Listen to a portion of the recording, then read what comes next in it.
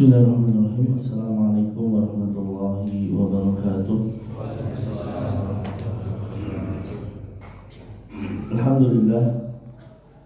Alhamdulillahi ala ihsanihi wa syukru lahu ala taufiqihi wa amtinanihi.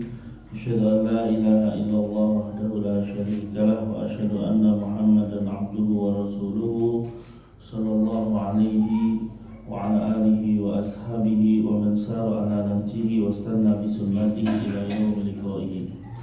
Qala Allah ta'ala ya ayyuhalladzina amanu taqullaha haqqa tuqatih wa la tamutunna illa wa antum muslimun.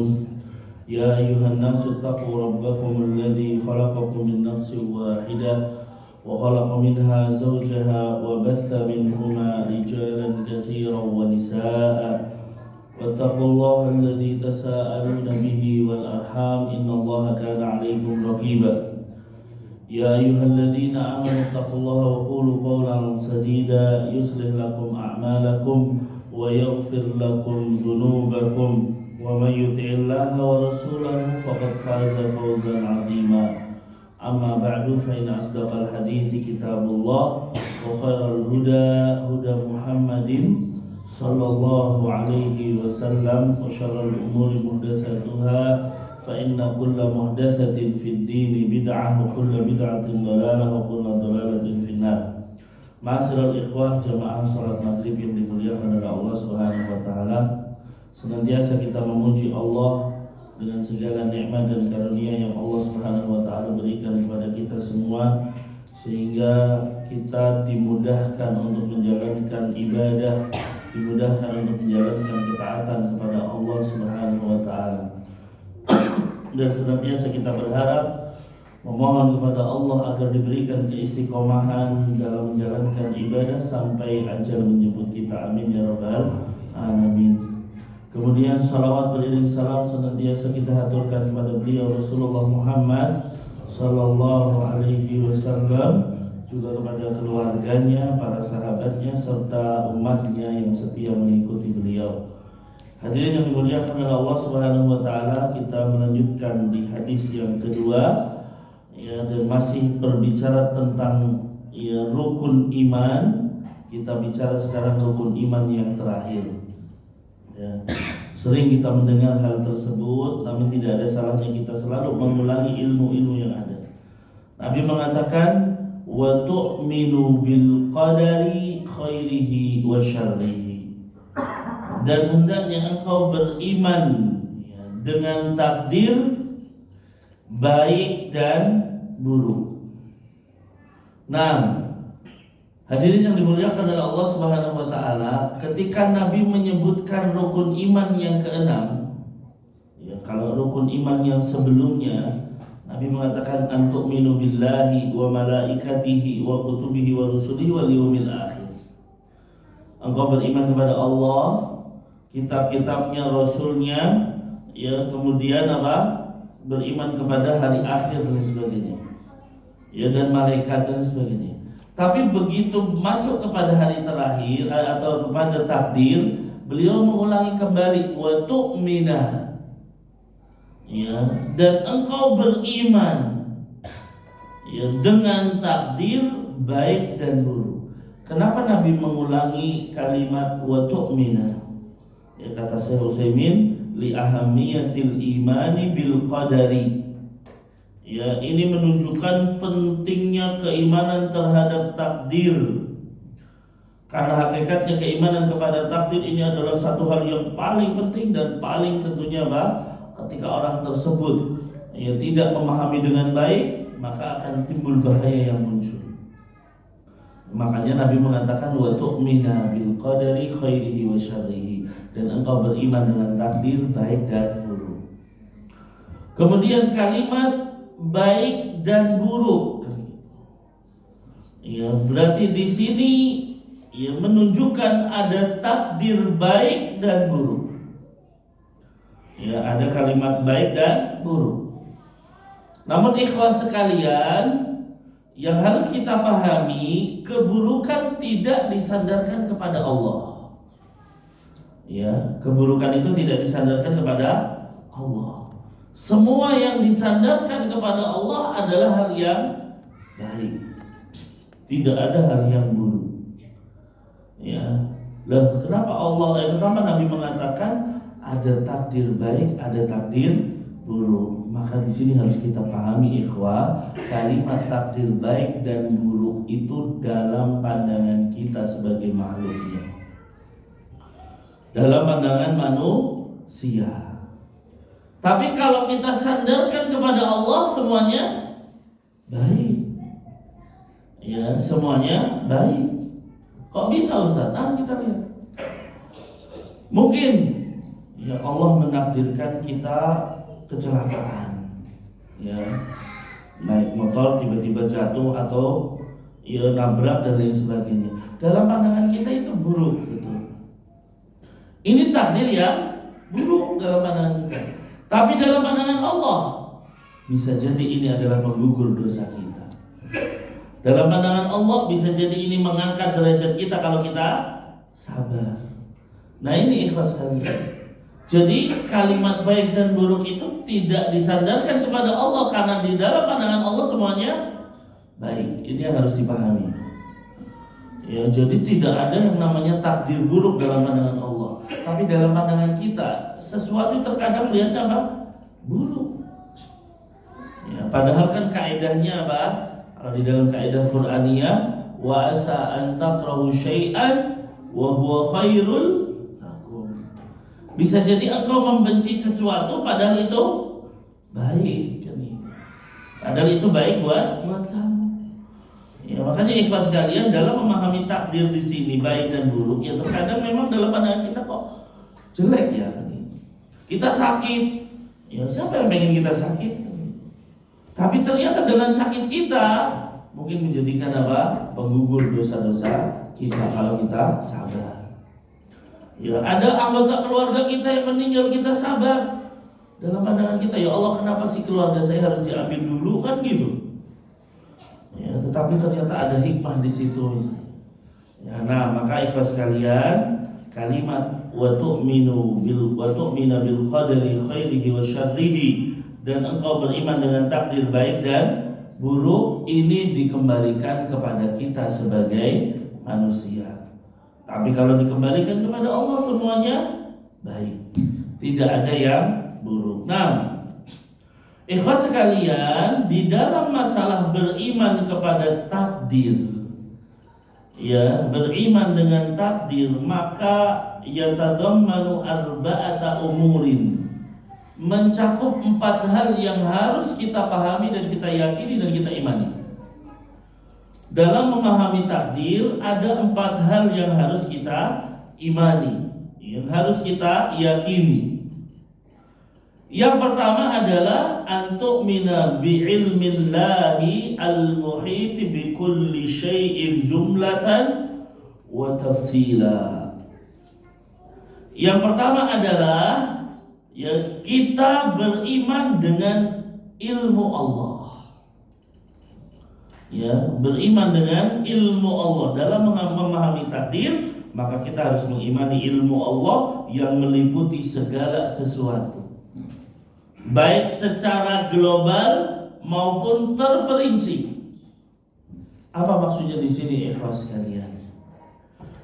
Ya, jadi yang dimaksud mengimani ilmu Allah, kita yakin seyakin-yakinnya bahwa Allah Maha mengetahui segala sesuatu, termasuk yang terjadi pada diri kita, termasuk takdir kita. Allah itu tahu. Nah ini yang harus dipahami. Jadi jangan sampai berpikir ya bahwa takdir kita Allah itu nggak tahu. Allah itu tahu, maha tahu atas segala sesuatu. Ya. Nah, makanya ini yang dinamakan apa? Ma'iyatullah ikhwah. Kalau ada orang mengatakan apa yang dimaksud kebersamaan Allah? Apakah Allah menyatu dengan makhluk? Ya, ini adalah ajaran sesat. Ya, yang disebut biasanya Pak Manunggaling Allah Gusti kan gitu. Allah ya saya ya Allah, naudzubillah. Ya, ini bukan yang dimaksud kebersamaan seperti itu yang akhirnya nanti muncul. Ya, kenapa Anda tidak sholat? Oh, saya sudah sampai derajat makrifat misalnya, atau hakikat yang sudah tidak dibebani syariat, kan gitu. Ya, maka tidak, yang dimaksud kebersamaan Allah adalah apa? Ya, di dalam ilmunya Allah. Allah itu senantiasa mengetahui apa yang kita lakukan. Allah itu tahu apa yang terbetik di dalam hati kita dan lain sebagainya. Maka di sini ikhlas kalian, kita beriman dengan ilmu Allah yang meliputi segala sesuatu, baik secara global maupun terperinci. Ya, dalilnya banyak. Ya, di dalam surat Al-Baqarah ayat 282 menjadi dalil yang umum, wallahu bikulli syai'in alim. Ya, dan Allah mengetahui segala sesuatu. Tidak ada yang tersembunyi bagi Allah Subhanahu wa taala. Ya. Nah, maka wallahu bikulli syai'in alim. Kemudian apa? Kalau kita lihat secara jumlah tadi atau secara global bahwa Allah itu Maha mengetahui, ya tadi dengan dalil surat Al-Baqarah menunjukkan apa? Allah itu mengetahui segala sesuatu. Tidak ada yang tersembunyi bagi Allah Subhanahu wa taala. Ini ilmu Allah secara global. Adapun secara terperinci, ya Allah sebutkan di dalam surat Al-An'am ayat 59 misalnya. Allah Subhanahu wa taala berfirman, wa indahu mafatihul ghaib. Ya, mafatihul ghaib la ya'lamuha illa huwa. Dan di sisi Allah kunci-kunci ilmu gaib. Ya, kemudian apa? La ya'lamuha illa huwa. Tidak ada yang mengetahui yang gaib kecuali Allah Subhanahu wa taala. Maka ini menjadi apa? Ya, secara terperinci. Jadi enggak ada sesiapapun yang mengetahui ilmu gaib. Ya, kecuali para rasul, itu pun setelah diberi tahu. Jadi jangan sampai menganggap bahwa para rasul juga tahu ilmu gaib. Ya. Rasulullah misalnya tahu ilmu gaib, tidak.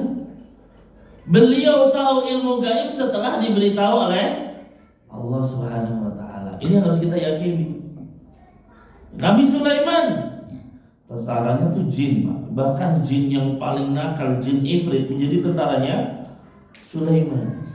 Tapi apakah Sulaiman tahu ilmu gaib? Sama sekali tidak. Ya. Dalilnya apa?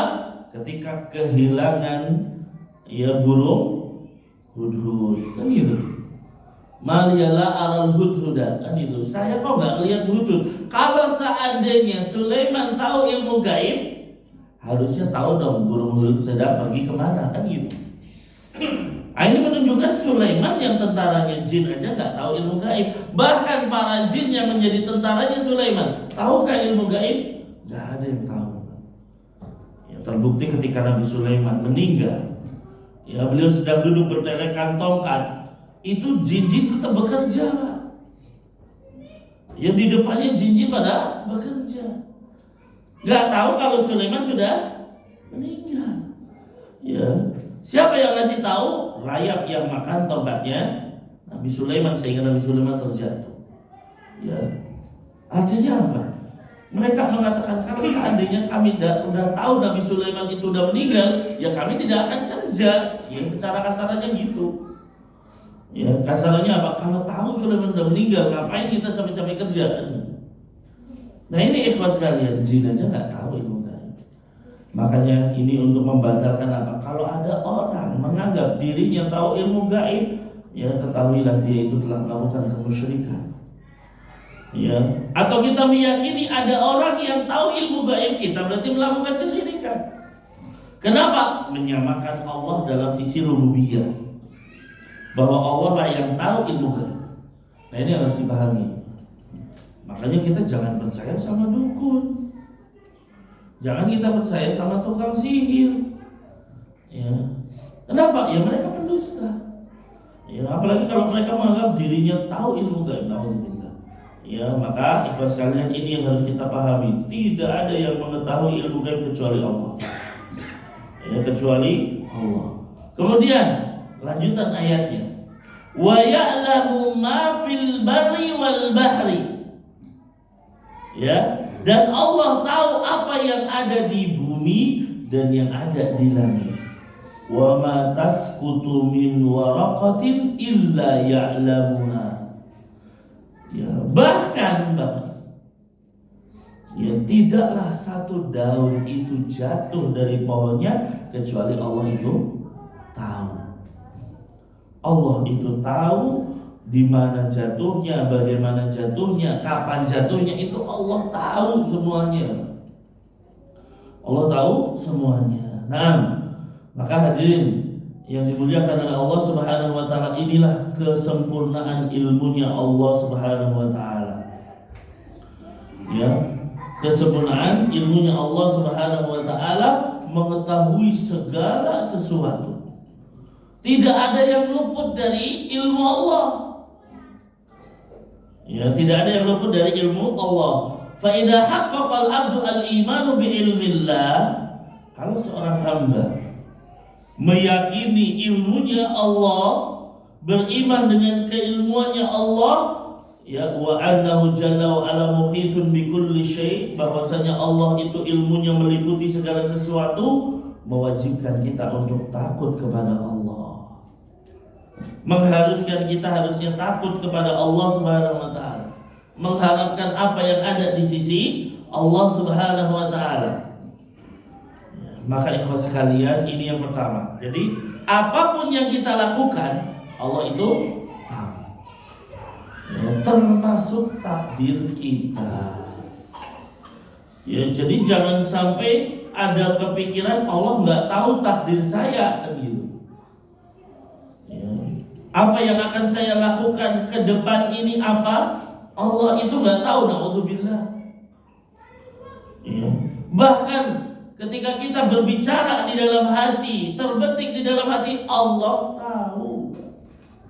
Nah, ini harus kita yakini. Ya, maka tidak ada yang tersembunyi dari Allah. Termasuk dari masalah ini adalah takdir. Ya, jadi jangan sampai berpikiran Allah tuh nggak tahu. Ya, Allah nggak tahu kalau saya mau hadir di Masjid At-Taubah misalnya. Ya, ini adalah hal yang tidak mungkin. Baik, ini yang pertama. Ya, yang pertama adalah beriman dengan ilmunya Allah, bahwa ilmu Allah itu meliputi segala sesuatu. Yang kedua, al-iman bi anna Allah Ta'ala kataba fi lauhil mahfuz maqadir kulli syai'in ila yaumil qiyamah. Yang kedua, termasuk iman di dalam takdir adalah beriman bahwasanya Allah Subhanahu wa taala menulis takdir di Lauhil Mahfuz. Ya. Allah menulis takdir segala sesuatu sampai hari kiamat. Nah, dalilnya mana? Kita ambil dalil dari hadis saja. Meskipun ada dalil-dalil dari Al-Quran, bahwasanya Nabi Shallallahu Alaihi Wasallam menyebutkan satu hadis yang diriwayatkan oleh Al-Imam Ahmad dan juga Imam Abu Dawud dan juga Al-Imam At-Tirmidzi, bahwasanya annallaha lamma khalaqal qalam, kata Nabi, ketika Allah Subhanahu wa taala menciptakan pena, qala lahu uktub, Allah berkata kepada pena, tulislah.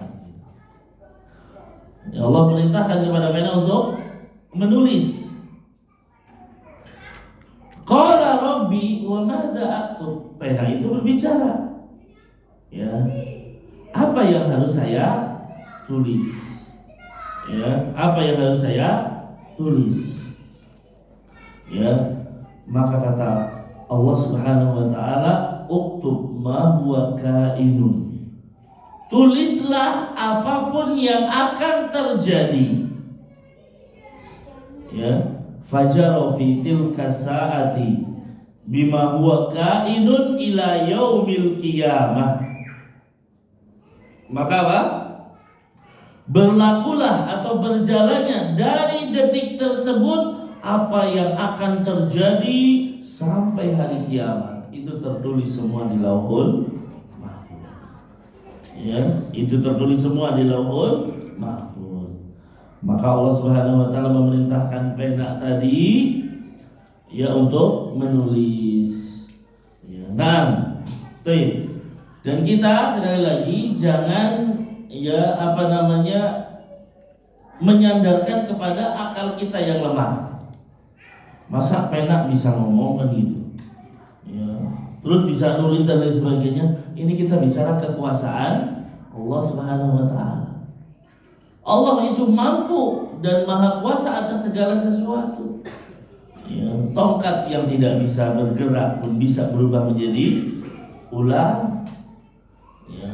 Batu di zaman Nabi Musa bisa melarikan bajunya Nabi Musa. Ini batu loh ya, tapi bisa itu lari bawa bajunya Nabi Musa sampai dipukul oleh Nabi Musa ya. Jadi bagi Allah adalah satu hal yang ya biasa. Sekali lagi ketika kita berbicara kekuasaan Allah, jangan samakan dengan makhluk ya, karena terkadang akal kita itu lemah. Akal kita itu pendek loh, masa sih bisa segini? Banyak orang dengan akalnya tidak mau menerima syariat. Alhamdulillah. Ya, ada kelompok-kelompok sesat yang kalau ada sebuah syariat bertentangan dengan akal, yang didahulukan akalnya. Padahal di dalam syariat ikhwah, kalau ada syariat dan akal, ya akal kita anggap, tetapi ketika akal dan syariat bertentangan, yang kita dahulukan adalah syariat.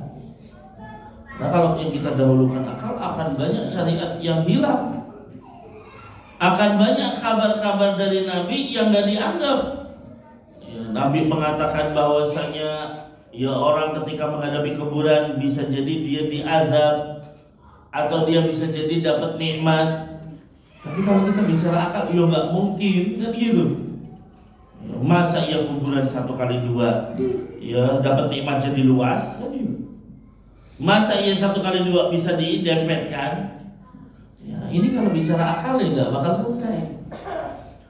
Bahkan dengan akal orang tidak akan percaya bahwasanya kita kelak di hari kiamat akan dibangkitkan oleh Allah Subhanahu wa taala. Makanya sekalian, akal kita anggap dalam syariat Islam. Tetapi ketika akal itu tidak ya serupa atau tidak sejalan dengan syariat, maka yang kita utamakan adalah syariat. Baik. Ini terkait dengan ya penulisan.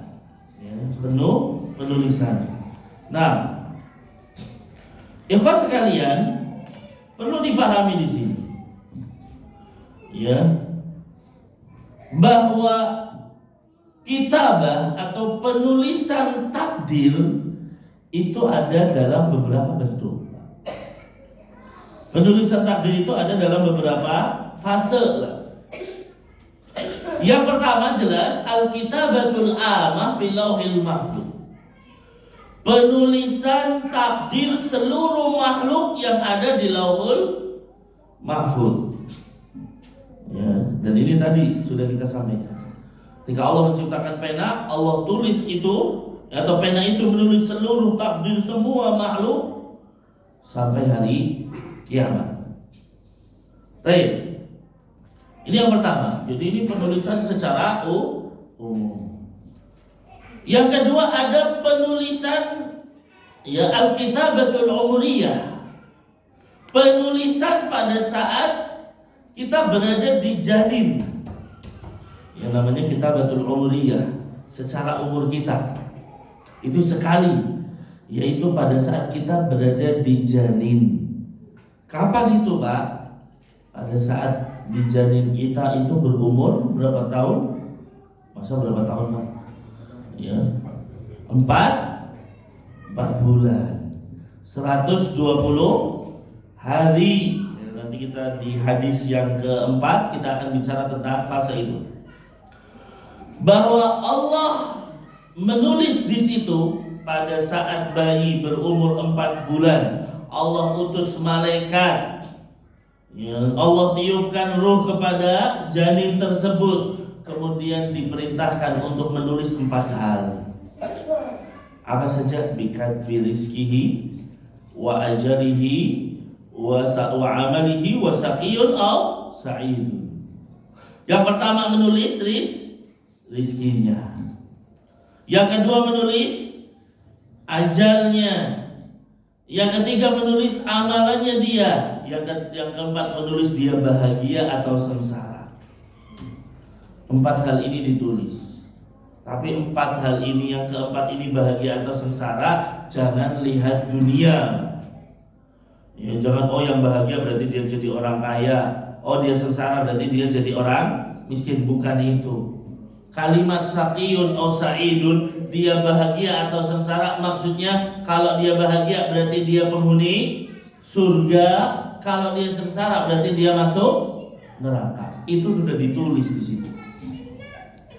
Ya, pada saat kita berumur 4 bulan di perut atau di janin ibunda kita. Nah, dan ini menunjukkan kasih sayang Allah kepada kita. 4 bulan sudah dikasih malaikat, ya, untuk menulis dan lain sebagainya. Dan ini disebut kitabatul umuriyah, ya, penulisan ya umur, ya, karena ini terjadi 1 kali dan tidak terulang lagi. Yang ketiga, ya, al-kitabah al-hauliyah, penulisan tahunan. Ya, setiap tahun ada penulisan takdir. Kapan itu terjadi, Pak? Wahyallati takunu lailatal qadri, dan itu yang terjadi pada saat malam Lailatul Qadar. Ya, yang waktunya kita tidak mengetahuinya kan ini. Ya, tetapi kita diminta untuk mencari malam tersebut. Nah, itu penulisan takdir kita tiap tahun. Allah katakan dalam surat Ad-Dukhan ayat 4, fiha yufraqu kullu amrin hakim. Ya, bahwasanya di malam Lailatul Qadar, ya, diputuskanlah perkara-perkara yang bijaksana, yaitu perkara dari Allah Subhanahu wa ta'ala. Sebagian ulama mengatakan ada yang keempat, yaitu kitabatun yaumiyah, penulisan harian. Ya, dengan dalil surat Ar-Rahman ayat 29, kulla yaumin huwa fi sya'n. Ya, setiap hari, ya, Allah, ya, dalam pekerjaannya. Ya, mengartikan itu apa? Di dalam penulisan takdir dan lain sebagainya. Tetapi ini, ya, perbedaan pendapat para ulama. Intinya tadi, berarti penulisan takdir itu ada penulisan secara umum di Lauhul Mahfuz, ada penulisan, ya, sekali pada saat kita dijanin, ya, ada penulisan tahunan pada saat kapan, Pak? Lailatul Qadar. Nah, hadirin yang dimuliakan oleh Allah Subhanahu wa ta'ala, dalam masalah kitabah ini, penulisan takdir ini, ya, ternyata kalau kita lihat ada hadis-hadis yang seakan-akan merubah takdir. Maka pertanyaannya, apakah penulisan takdir ini berubah atau tidak? Halil kitabah tataghayyar amla, apakah penulisan takdir itu bisa berubah atau tidak? Kita lihat. Ya, karena kalau kita lihat misalnya di dalam hadis, ya, Nabi mengatakan, man ahabba an yabsuta lahu fi atharihi, ya, wa yansa'u an yabsuta lahu fi rizqihi wa yansa'u fi atharihi falyasir rahimah, atau kama qala Nabi. Siapa yang pengen, ya, dipanjangkan umurnya, diluaskan rizkinya, maka sambunglah tali silaturahim. Nah, berarti kan ini ada proses memanjangkan umur. Padahal tadi pada saat penulisan umur di janin, kita sudah ditetapkan kamu ajalnya segini. Kamu ajalnya segini. Baik. Maka hadirin yang dimuliakan oleh Allah, dan ini perlu dipahami di sini. Ya, Allah Subhanahu wa taala menyebutkan dalam surat Ar-Ra'd ayat 39. Ya, dalam surat Ar-Ra'd ayat 39 Allah mengatakan yamhullahu ma yasha wa yuthbit wa indahu ummul kitab. Allah itu bisa menghapus yang dikehendaki dan menetapkannya, gak jadi dihapus. Tapi ingat, Allah itu memiliki di sisinya apa? Ummul kitab, kitab yang utama, yaitu yang tertulis di Lauhul Mahfuz. Maksudnya bagaimana, ikhwah? Maksudnya bagaimana? Kita tadi sudah menjelaskan tentang penulisan takdir. Ya, ada takdir yang utama ditulis di mana? Di Lauhul Mahfuz. Tapi ada penulisan takdir yang lain tadi, misalnya penulisan pada saat di dalam janin. Otomatis ketika di dalam janin ini malaikat tahu nggak, Pak? Tahu. Wah, anak ini umurnya misalnya 40 tahun toh. Ini malaikat tahu. Ya. Tetapi ternyata ya, seiring berjalannya waktu, terlibat percekcokan dengan keluarga, dia menjadi orang yang menyambung tali silaturahim. Umurnya ditambahkan jadi 50. Umurnya ditambah jadi 50. Berarti kan ada perubahan di sini. Tapi perubahan di sini yang tahu ya tentunya pada saat di penulisan malaikat tadi. Cuman ikhwah sekalian, sesungguhnya perubahan ini sudah ditulis di mana? Di Lauhul Mahfuz. Ya, ini harus dipahami.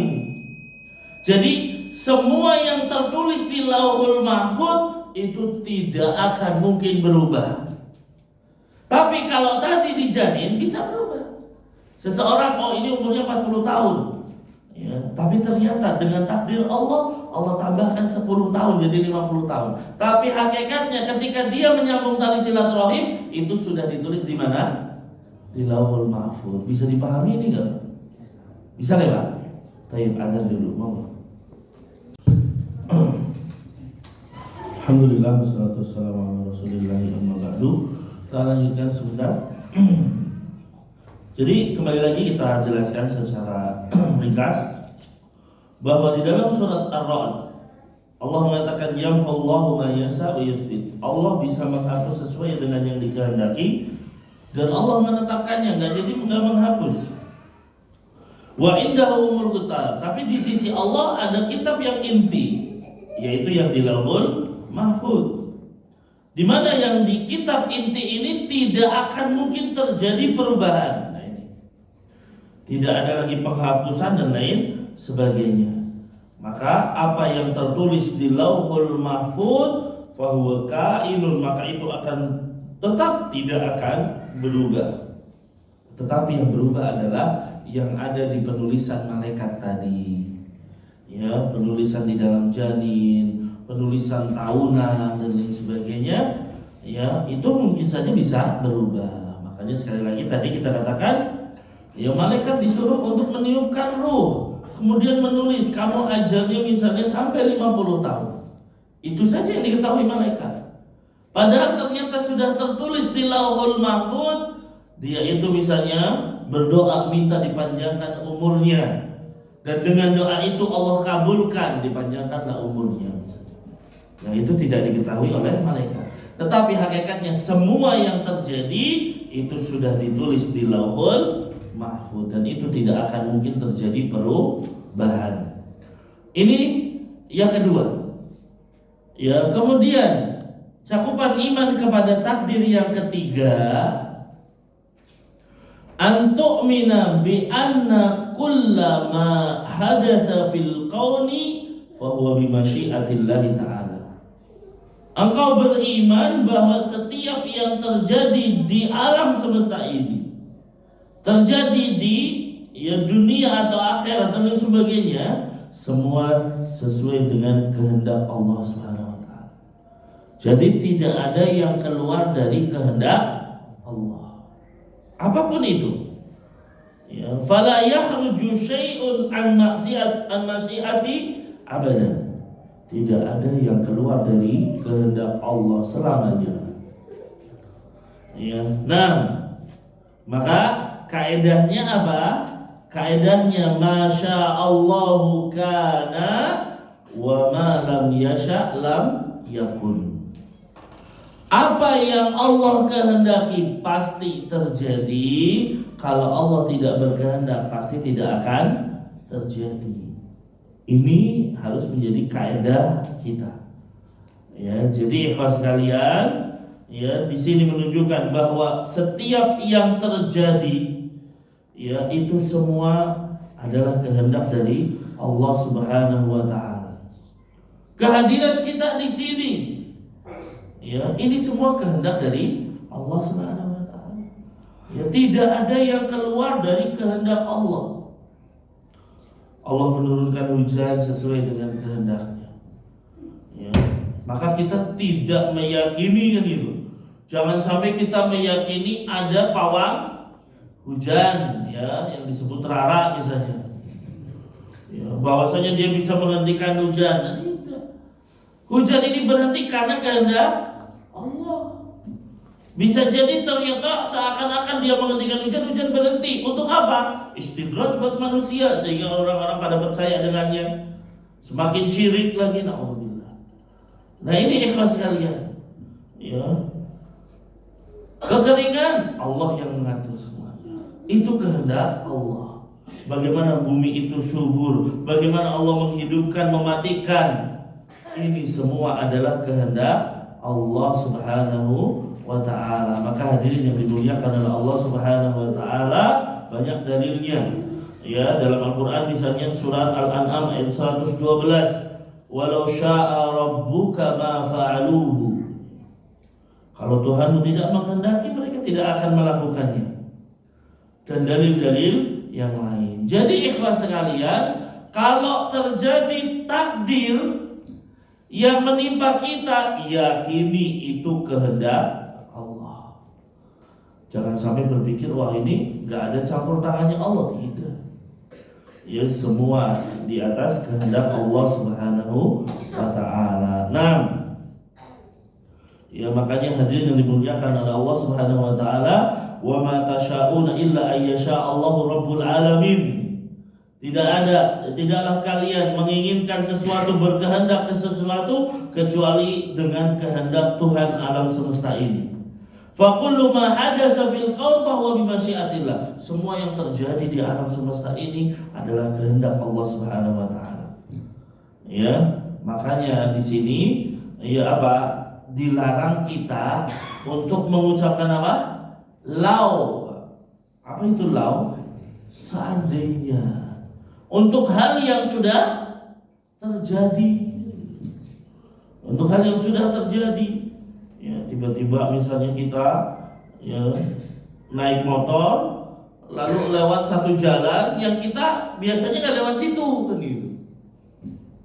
Ya begitu lewat situ kok malah jatuh misalnya. Kok malah misalnya masuk ke dalam lubang. Tadi kalau nggak lewat sini mana kan gitu.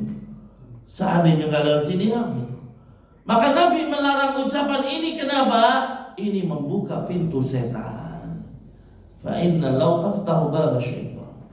Ini membuka pintu setan sehingga apa? Seakan-akan kita menyalahkan takdir, menyalahkan kehendak Allah. Allah sudah berkehendak, engkau lewat sini.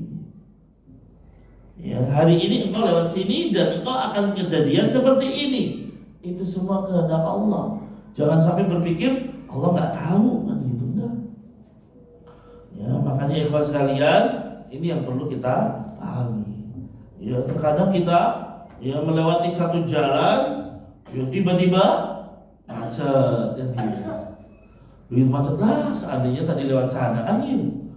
Padahal kita lewat situ sudah dikehendaki oleh Allah Subhanahu wa taala. Maka sekali lagi jangan kita mengucapkan law. Ya. Kemudian yang keempat, ikhwah, adalah apa? Al-khalqu, bahwa Allah yang menciptakan. Al-iman bi anna Allah Subhanahu wa taala khalaqa kulli syai'. Beriman bahwasanya Allah Subhanahu wa taala menciptakan segala sesuatu. Ya, maka kita beriman dengan keumuman ciptaan Allah.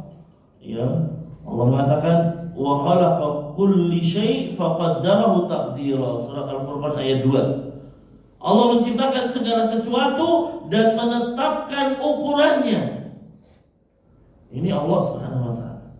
Maka semua yang ada adalah makhluk Allah Subhanahu wa taala. Langit yang 7, bumi yang 7, lautan, sungai, bintang, matahari, bulan, semua itu adalah makhluk Allah Subhanahu wa taala. Ya. Nah, termasuk ikhwah sekalian, ya, bahwa takdir kita diciptakan oleh Allah Subhanahu wa taala. Fa'af'alul ibad makhluqatun li rabbil ibad. Perbuatan hamba itu adalah makhluk Allah. Ya, nah, meskipun ikhwah, kita juga memiliki ikhtiar. Bisa untuk memilih gitu kan. Artinya apa, Pak? Kita punya kemampuan untuk memilih. Ya, ini baik, ini buruk. Meskipun pada akhirnya, pada ujungnya itu semua dikehendaki oleh Allah Subhanahu wa taala. Makanya ikhwah, kalau ada orang melakukan kemaksiatan lalu dia berhujah dengan takdir, ini satu hal yang keliru kan gitu. Kenapa Anda yang berjudi? Oh, ini sudah takdir Allah misalnya. Ya, kenapa kamu berzina? Sudah takdir Allah. Maka kita katakan Anda bisa memilih. Ya, seandainya saya katakan, coba Anda ya ditawari pekerjaan, ada 2 pekerjaan. Pekerjaan pertama gajinya 10 juta, pekerjaan kedua gajinya 1 juta. Orang yang berakal milihnya mana, Pak? Yang 10 juta. Berarti kan bisa milih gitu. Artinya apa? Anda dalam masalah dunia milih, tapi dalam masalah akhirat pasrah, nggak bisa. Allah sudah tetapkan ini jalan ke surga, ini jalan ke neraka. Tapi Anda kok milih jalan ke neraka, lalu mengatakan saya sudah ditakdirkan begini? Nggak bisa. Kalau ketika seseorang melakukan kemaksiatan lalu berhujah dengan takdir, kan Anda bisa milih. Ya. Makanya tidak ada nanti di akhirat, ikhwah, orang masuk neraka, ya Allah saya masuk neraka kan takdir dari Engkau. Nggak bisa. Protes itu sama Allah, nggak bisa. Kenapa? Anda punya kemampuan memilih. Allah sudah berikan jalan ke surga ini loh. Dengan diutusnya Rasul, dengan turunnya Al-Quran, jelas jalan ke surga. Tinggalkan kemaksiatan, tinggalkan kesyirikan. Harusnya Anda milih ini. Kenapa Anda milih yang ini? Berarti fala yalumanna illa nafsahu. Jangan kau celak kecuali diri Anda sendiri.